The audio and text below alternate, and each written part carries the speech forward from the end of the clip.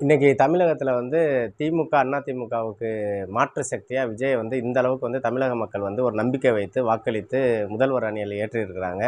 இது எப்படி அப்படின்னு கேட்டிங்கன்னா, அசாதாரண ஒரு மக்கள் வந்து சேர்ந்திருக்காங்கன்னு கேட்டிங்கன்னா, இன்னைக்கு வந்து யாருமே வந்து சலுகைகளை எதிர்பார்த்தோ, அவங்க செய்வாங்க, இதை செய்வாங்க அப்படின்னலாம் யாரும் வந்து எதிர்பார்த்து பண்ணல. அவங்கவங்க வேலைக்கு போறாங்க, சம்பாரிக்கிறாங்க, வீட்டு வேலைய குடும்பம் பார்க்குறாங்க, பிள்ளைகள வளர்க்குறாங்க. ஆனா, அவங்க எதிர்பார்க்கிறது ஒண்ணே ஒண்ணு தான். அவங்க பெத்த பிள்ளைகள சமூகத்தில பதற்றம் இல்லாம, அவங்க வாழ்வியலுக்கு வந்து இடையூறு இல்லாம பாதுகாப்பா இருக்கணுங்கிறது மட்டும் தான் நினைக்கிறாங்க. இந்த கடந்த திமுக ஆட்சியில பார்த்தீங்கன்னா, கொலை, கொள்ளை, கற்பழிப்பு, பெண்களுக்கு பாதுகாப்பு இல்ல, ரவுடிசம் அதிகம். இந்த மாரி தலைவிரிச்சாத யார்றா இதெல்லாம் வந்து தட்டி கேட்பா? யார் வந்து மாற்று சக்தியா பாப்பா?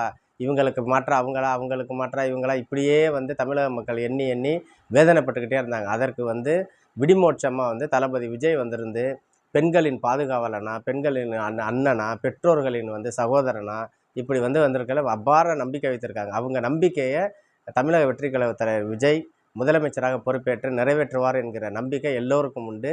தமிழர் முன்னணி கழகமாகிய எங்க கட்சியினருக்கும் உண்டு என்றத நான்